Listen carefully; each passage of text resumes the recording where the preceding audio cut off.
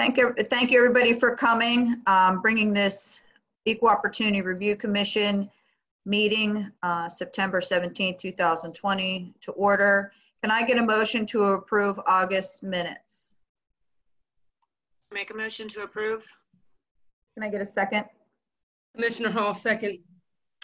Okay, all those in favor indicate by saying aye or a thumbs up reaction. Aye. Aye. Okay, let's move forward with the agenda. We have Brandon from the Housing Authority. Brandon, you want to start? Sure. Good afternoon, everybody. Thank you for having us. The plan I'm bringing before you is for employment verification services for the Housing Authority. So we have to do employment verifications for any prospective residents and current residents when we do their recertification, determine their rents and applicants. So this is a 5-year contract with an estimated spend of about $863,000. Actually, I apologize for not giving you that information earlier. I found out this morning that it's actually $900,000. Just because that they may go over the allotted searches that we have, and there's like an extra charge if we go over. So we, as the authority, have approximately 5,500 low-income units that we operate, and another 7,000 or so HCV units. And typically throughout the year, we do about 13,000 employment verifications. And that's what this is. There's a charge per search. It's really just, it's for Carasoft or Equifax. It's basically the work number. We use it just 13,000 times a year. And they did include their plan for their overall small business plan that I included in your proposal that does have 4.5% of their annual $3.5 billion sales that goes to small disadvantaged businesses, and about 7% that goes to WBE. So we included that in just to show you that they do have a formal plan within their organization to do this. And the fact that this is such a minuscule amount of their yearly sales, that to be able to pull out specific vendors was just not feasible. So we don't really have specific vendors that'll work on our contract because just the vastness of what they do. So I did include their company plan on there. So, and I do have Katie and Sean from Carasoft. If you do have any questions, we're all here to answer any questions you may have. Can we pull up, I'm sorry, Commissioner Conley, can we pull up the checklist? Yes. Just give me a minute.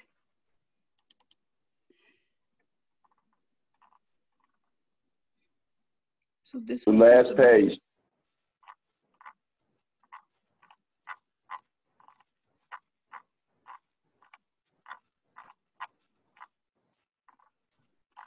There was this. The goals. It should be the last page of the whole document.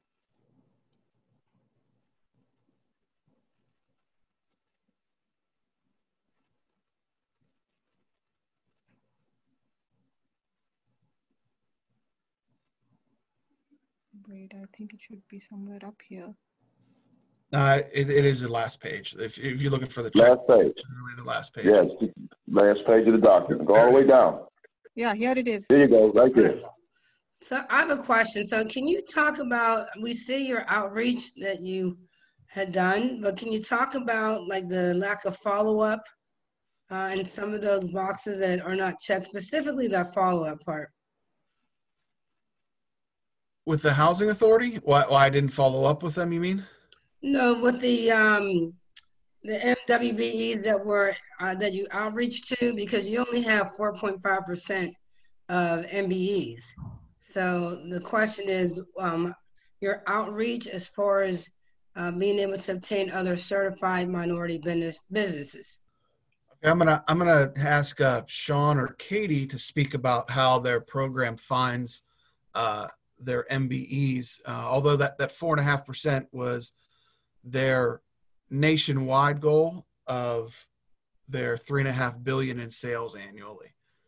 So I'll ask them to kind of, if I see that they're muted, and it looks like Katie's having some trouble connecting, but hopefully they can talk about Equifax's plan to include MBEs.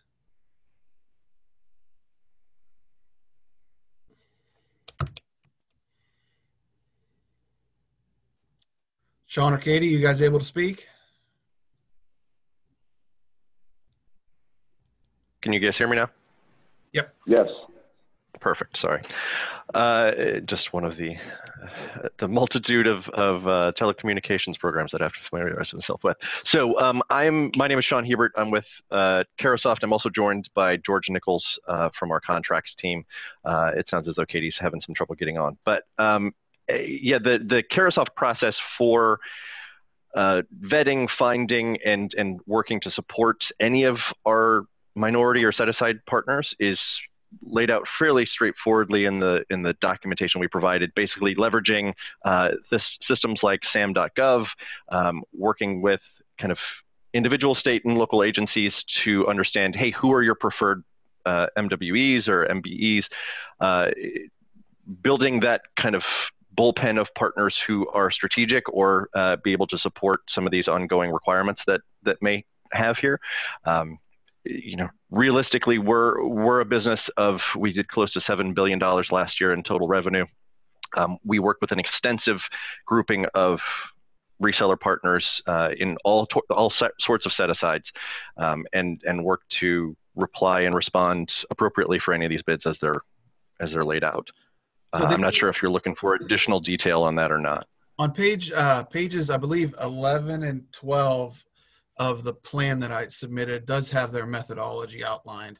After it talks about their goals, it talks about the categories that they looked and selected vendors, and it does talk about their method to develop the goals and where they did find them. So if you wanted to see it, it is included in there. No, I was just really looking at the good faith checklist because I wouldn't even say half checked, and I'm not sure what was the issues of not being able to follow up, provide feedback. I mean, maybe you didn't get to that point with some of your MBEs, so that's why I'm looking at this checklist and asking.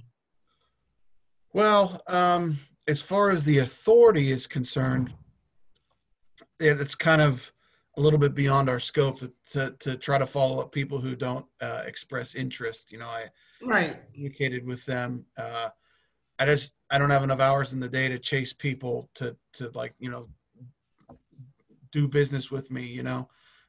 So I kind of, if they don't submit a plan, there's nothing I can do. We did have a minority company submit a proposal. They were, when they were scored, they did not score as high as Carasoft did. And this, you know, is the federal regulation state. We have to, we award the highest responsive bidder. I think the major point that they lost a lot of points for is, you know, we do 13, like I said, we do 13,000 searches every year at least. And that minority company wanted 48 hours to turn around results. And that would just cause too much of a bottleneck to get people certified and get applications processed. And we couldn't afford to hold up applications for, you know, an employment background check or an employment verification. And most of what we get through Carasoft is pretty instant. I don't know, am I answering your question? Maybe I'm not understanding it properly. Yeah, you're answering it, but for me, it's just not satisfactory because I'm not sure the outreach, and perhaps you all, I mean, I've seen what you did and, you know, but it's just not, I'm just wondering, and you're obviously you're not going to chase those that are not interested. So I'm really talking about those that submitted proposals, those that you were at least looking at their scores. I was talking about those in terms of those that submitted proposals or possibly going into contractual work with you all. That's what I was talking about. So yeah, so that comes after, that would come after. They would get a letter explaining to them that they did not score as high. And if they choose, they can request, because these are all steps that we have to follow. That is they can request what's called a debriefing with the contracting officer. And at that point, they will, he goes over their scores and explains to them where they lost points. So that is part of our process, but it does come after this, because they can't. Well then, Brandon, you should check that on the checklist then. Do you understand what I mean? Like this is red flagging just because they're not checked. And if that's something that's part of the process and you know that that's customary and always going to be part of the process, then just check that box so it's not raising a red flag at this meeting. Does that make sense? Okay. There's things in here that your prime and you said that you did and you didn't check off on this checklist.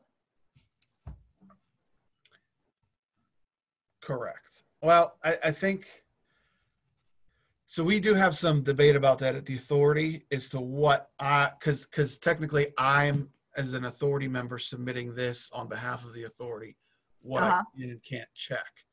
So if you notice, every month you get the same plan with the same things not checked. And that was based with discussion from the contracting officer from our legal department, what we can actually select when we submit this, because this is a public document. So I'll try to bring it back up, and I mean, maybe we can submit a modified language to have the checklist checked. But I think it was the broadness that brought up a concern. Okay, well, here would be my suggestion. Anything that can't be checked, that because it would be checked later on down the line, then I would redline it and add an explanation. You can redline those things and add an explanation so that so when we're looking at it, we have an understanding of why it's not checked. Because for what we're looking at, it just looks like you didn't do it. So if that's not clearly the case, or if there's an exception to it, or if this checklist doesn't really conform to your process in the timeline, then redline it like you would any other contract and put it in, initial it and put an explanation. And then at least we would have a jumping off point of where we were going, instead of having a 10-minute conversation every month about stuff that's not checked off. Okay. Okay, does that make sense? Sure. What about commissioners, or does that work for you? That's fine for me, because Commissioner Conley, as you mentioned, just looked like there was a terrible faith effort done. Right. Because I'm looking at this checklist. And we could even go a further, I don't know, if I don't feel it's necessary, but maybe it'll satisfy some of the other commissioners, is anything that was redlined and then further down the line was able to be checked off, maybe you throw it in and we could review it after we approve the minutes in the beginning of the thing. But I trust you guys. I know you really do a great job with this, but like Commissioner Hall said, it just, when you don't have it checked, it just looks like you didn't bother to do it. So I would prefer that you redlined it and gave just a quick explanation, and then we could be able to move forward with getting a motion. Okay. You go with that, or you seem?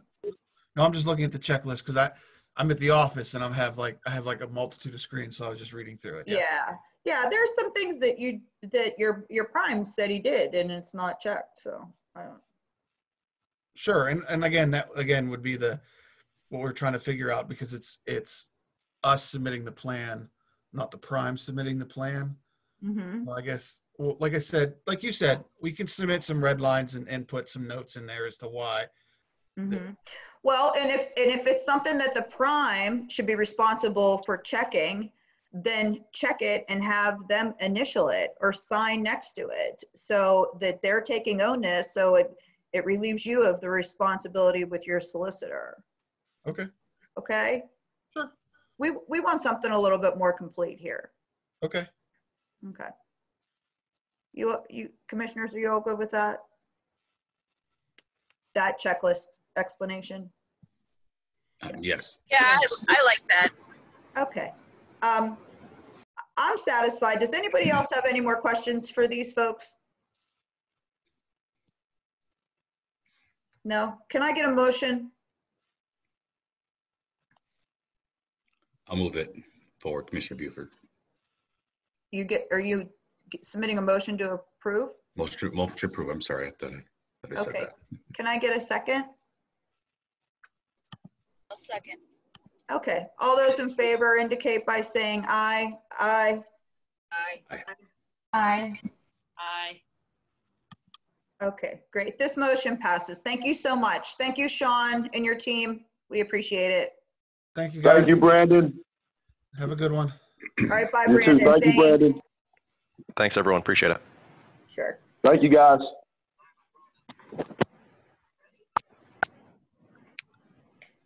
Okay, are we moving on to ITQ? Yes. Okay. So, good afternoon, commissioners. I just wanted to share with you the ITQ construction plans that we have for this month. We have 11 primes listed here. And out of these, there were 3 that we had some issues with. So, but as far as like there was Hill, let me just go down to Hill here. This is Hill International. So this time we are keeping a tab on the commitments made with the sub. And so in their original submission, they didn't indicate whether there was a commitment made. We followed up and we found out that they have, it was a typo. So we are all right there. Similarly with another prime, Harshman Group, they have 2 subs listed here. But again, they reached out to their 2 subs again, and they have confirmation from one, and they're awaiting a similar confirmation from the other sub. So we should be good there. But there's one last one, which is Michael Baker. They have 8 subs. Out of those 8 subs, we don't have confirmation from 2. So that was something that I wanted to bring up before the commission, whether whether that's all right, or that's up to you to decide.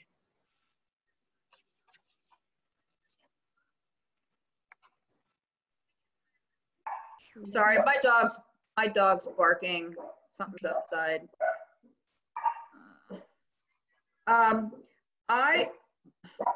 I would prefer that they had those commitments and was able to show us some type of letter. Mm-hmm.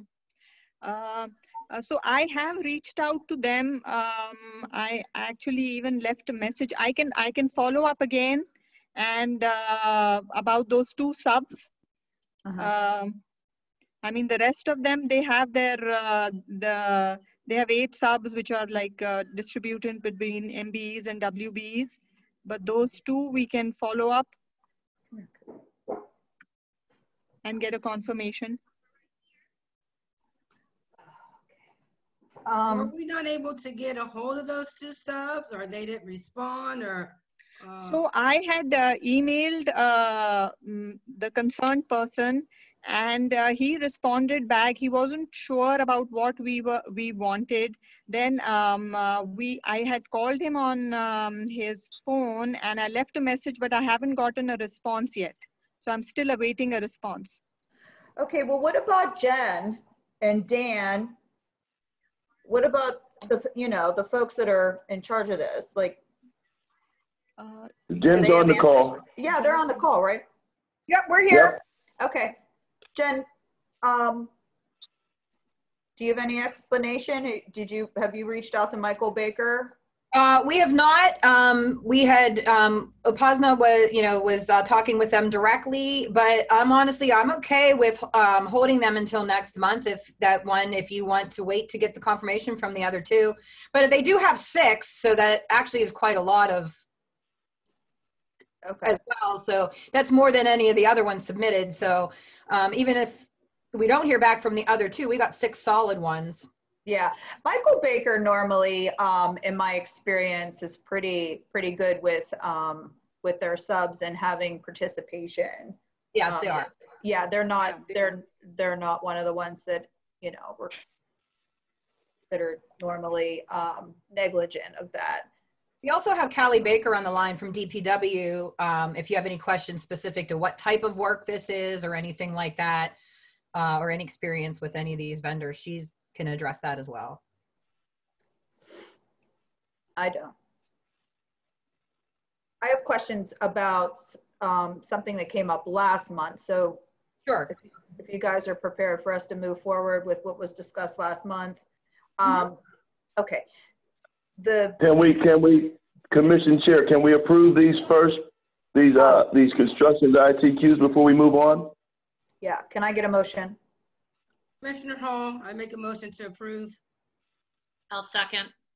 Okay, all those indicate by saying aye. Aye. Aye.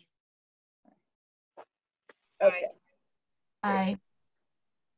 Okay, thanks, guys. So this came up last month in the meeting. Some of the professional services, subs that were approved by the commission were not being used in the actual work. And we wanted to know what the city's process is for, discovering why they weren't used, or why they weren't, if they backed out, if that sub that was approved backed out, there should have been a backfill of minority or women-owned subs that could do the same work, and why were they not used? Right. So, and Upasna brought this to our attention a couple of weeks ago so that we could kind of look into it ahead of time. So we did speak with Domi and DPW, and on the one instance for DPW, I'm going to let Callie speak to that. That was a very specific instance in a very unique project. So Callie, can you explain that particular one that we discussed like I think it was last week? Are you speaking of the 4th Division project or something else? Yeah, the one where you said like the type of work that it was, there was like very few firms that could do it. Yes, so depending on the project and complexity, sometimes the scope of work of that particular project, the subs that have been submitted under disadvantaged business may not have the abilities or specialties in-house to do that. So that's sometimes why we have to go to another sub consultant with these prime. So we are obviously trying to push for disadvantaged business and make sure that the subs that they originally wrote down are used, but there are some instances where a project the firm does not have that capability and we have to go elsewhere.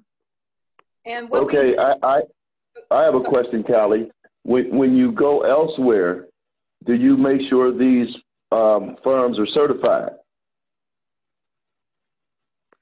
Well, you mean the firms that were not on the original list? Right. Well, some of these companies are outside that original list.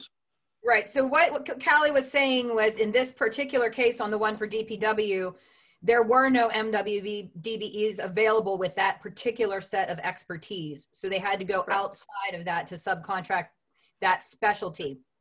But what we have done process-wise to make this better for you and clearer for you in the future, DPW and DOMI have added steps into their process that when we are submitting the EORC paperwork for each project, they now have the full list that Upasna built up of who the primes are, which subs the primes had pre-approved for EORC, so that the department can now go look at that list and notice up front if there is a difference, and then they can, when they submit the plan, they can either push back on the vendor to have them use one of those, or they can explain when they submit the EORC plan for the particular project to Chuck in context for you ahead of time why the change was made and why there was not an available MWDB if that was the case.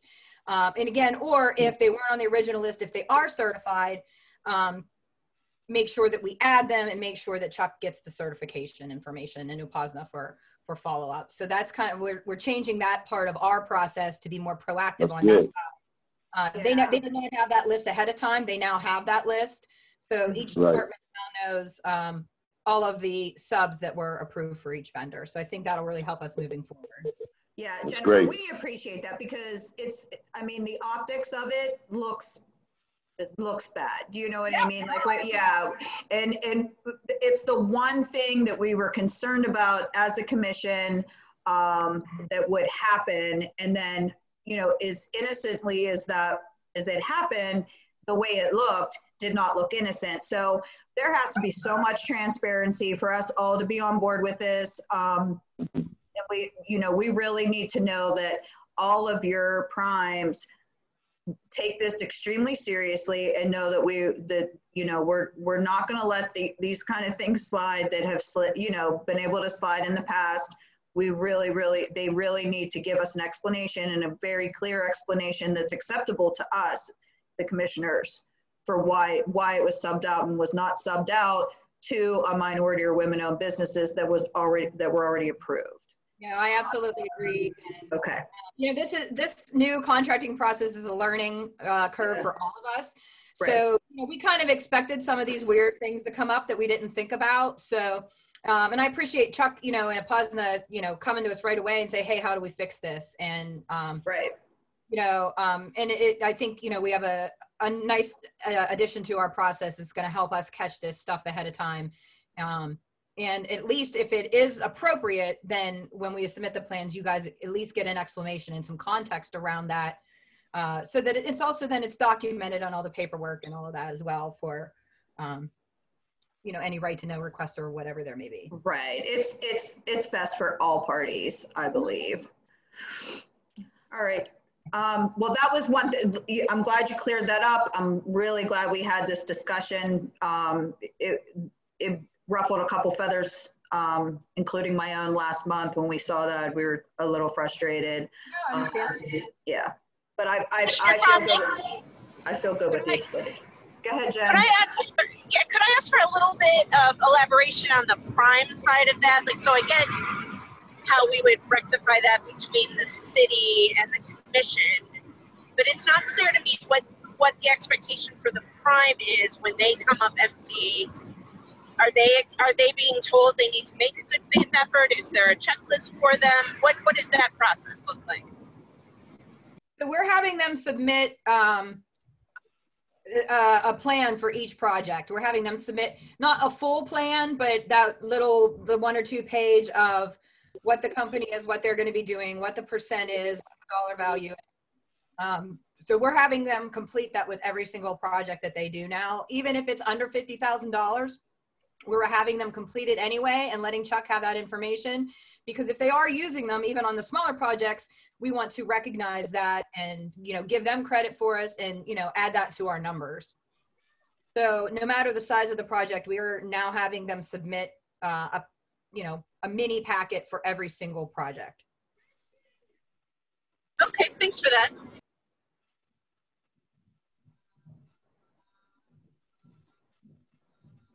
Is that it for ITQ?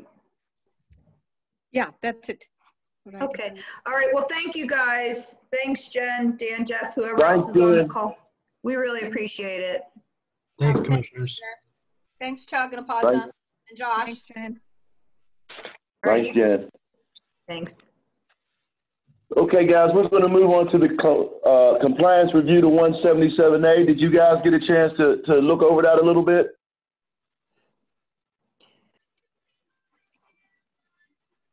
I'm going to be honest, I did not. I have it up on the screen here. Okay. Okay, what this is the 177A. This is first of all, guys, I want to introduce you to Josh Lamont. He's going to be working with us. He's on the call now. Josh is an attorney that's going to be working in our office to help us forward some of these ordinances in the 177A. So if you look right away, for example, the one discrepancy right away is the percentages in here that has to be changed. And here it has 25 and 10. There's some other things that I would like to see changed in here. And I just wanted you guys to take a look at it, read through it, to see if there's anything you think might want to be changed in here.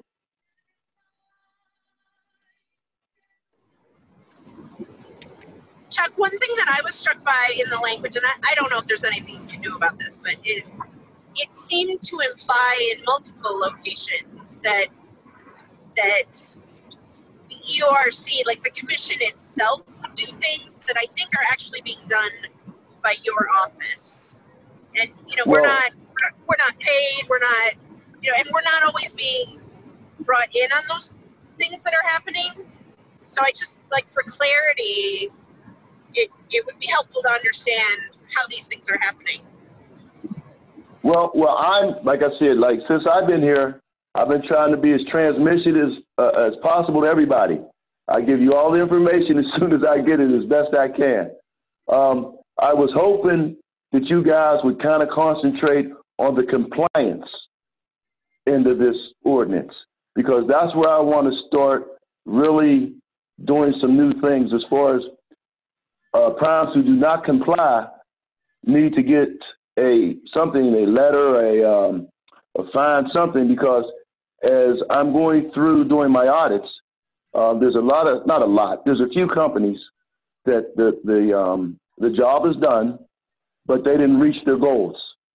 There's some companies that are in process right now that don't look like they're going to meet their goals, that we need to let them know that if they don't meet their goals, this will happen. We have never used the compliance part of this 177A.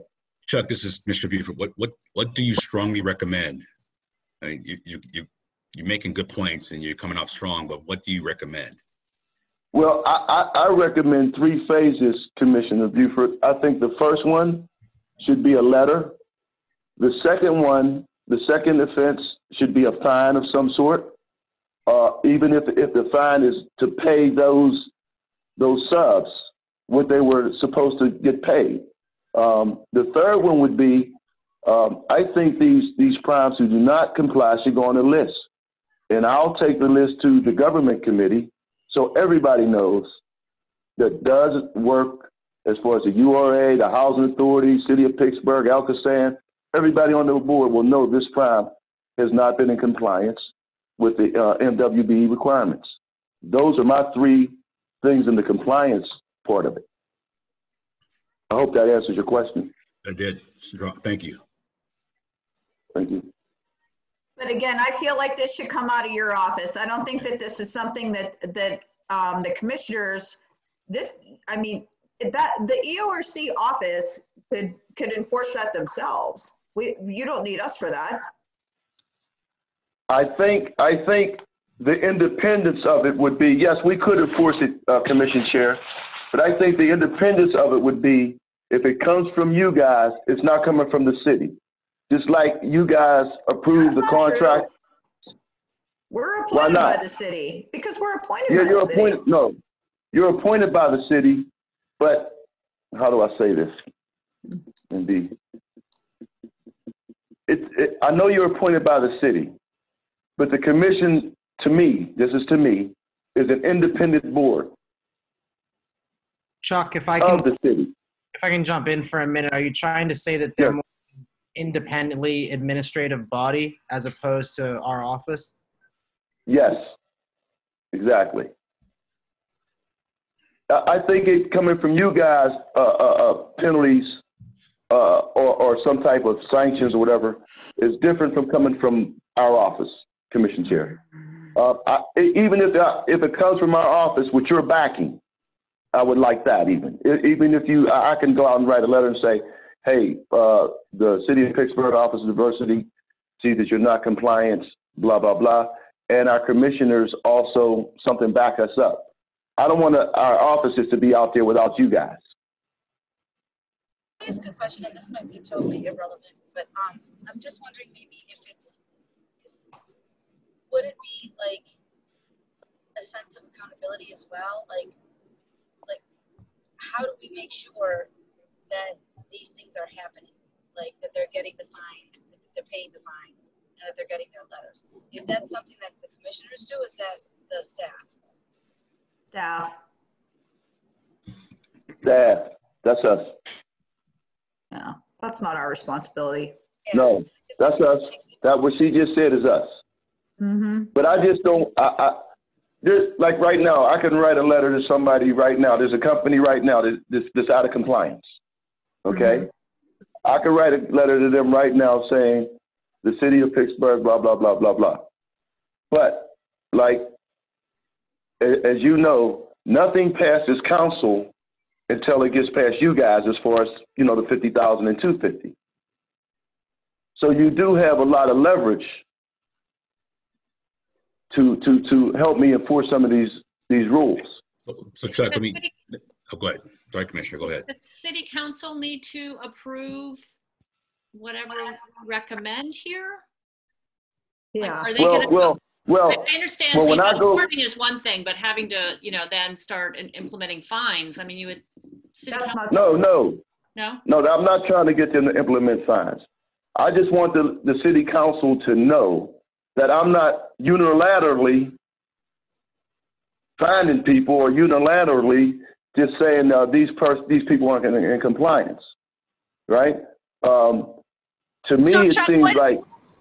What if you brought these to us and said these are the instances I'd like to issue a letter, and we would approve those letters? Is that what you're looking for? That's what I'm trying to get to. Yeah, right there. That's it. I like that idea. I'm fine with that idea. Yes. I support that. Yes, I can do that. Yes. I just want you guys to be part of the process. Mm-hmm. No, I understand. That's why I asked for you to be succinct about your recommendations. You did. You laid out the three, so the 3 steps. I appreciate that personally. I agree. Yep. Because in my opinion, the commission. This is just me talking. The commission should have the first of all, you have the power to approve or disapprove, but you should have also the power, or like Commissioner Cushman said, to sign off on a letter to say they're not in compliance. And that's what I would like, hopefully.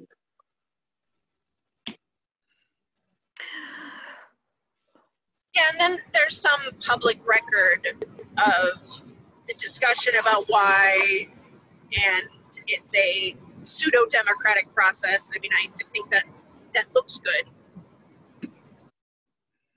Yes, it does. Go back to 177A.04, responsibilities of the EORC.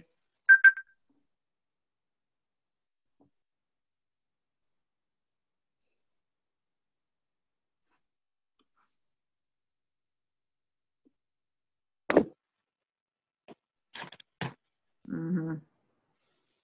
Okay, you can scroll.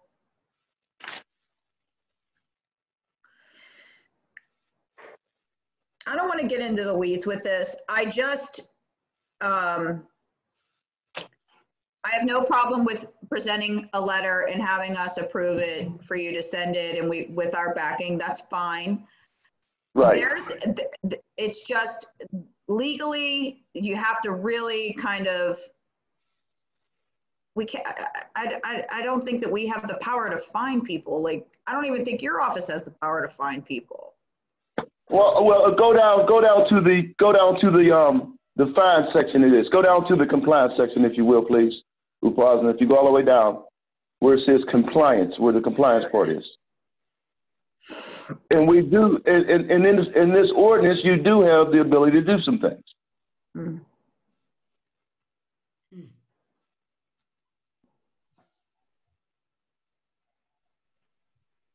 See, there's a written notice is number one. You see that?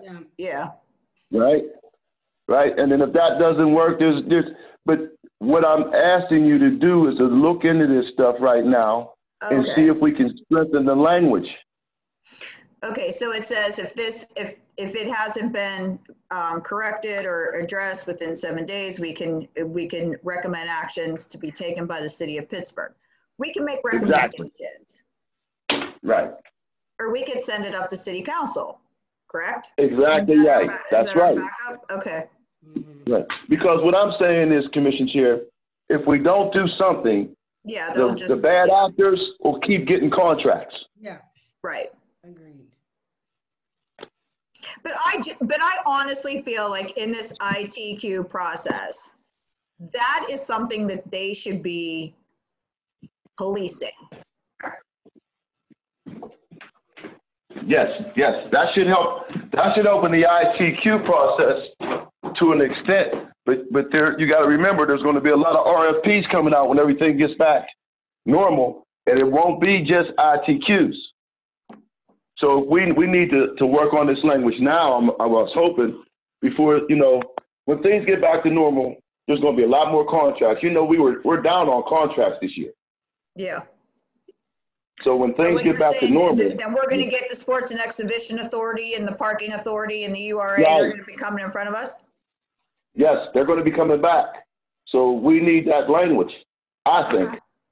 Well, the language is in there. So, I mean, I feel like letters addressing it, that they're in violation, that's fine. If you have the information and you know that we approved contracts with participation and you have that knowledge that they have not used those subs, right? Then, yeah, bring it to our attention. Okay, but I would like to bring it to your attention. But you see where there's no in the compliance review part, there's no financial penalty here at all. We don't have the teeth for that. Well, that's what I want to say. You guys might not have it, but if you want it in here, then I can go to council with it and say that we want to strengthen our process. We want to strengthen our compliance process. Okay. Because whatever we do in this ordinance, I still got to go to council, no matter what. Even to change the percentages on this thing, I got to go to council. So what I want to do is to go to council with everything I want to change in the 177A instead of going to them piecemeal one at a time. That's why I asked you guys to look it over. Okay. Well, why don't you do this? Why don't you put together either a document or put it in the body of an email of the things that you want added, and send it out to all of us for us to take a look at. If it's okay. Yeah. I will do that, and hopefully, if you see some things in there that you guys want to add, please do so. Okay. Okay. Are you guys all good with that, commissioners? Yes. Chuck, I appreciate you joining us on this one. Yeah. I just feel like we get into an area of like legally but it's fine. I mean, it's worth starting to develop something that's going to give us a little bit, some accountability. Like these subs have to have, or these primes have to have accountability if they're not complying with what we approve, for sure. Right. And see, what happens is too, Commission Chair, once we get this in the ordinance, we can put it in the contract language. We can say, if you don't comply, this is what's going to happen. Right in the contract. So the primes will see it right up front. Yeah, I'm good with it. Thanks, Chuck. Thank you, guys. That's all we got. The next meeting is October 15th, Thursday. Is there anything you guys have for us? No, I think this went well. We got our answers for what they were worth. Yep. All right. This meeting of the EORC Commission is adjourned. See you all next.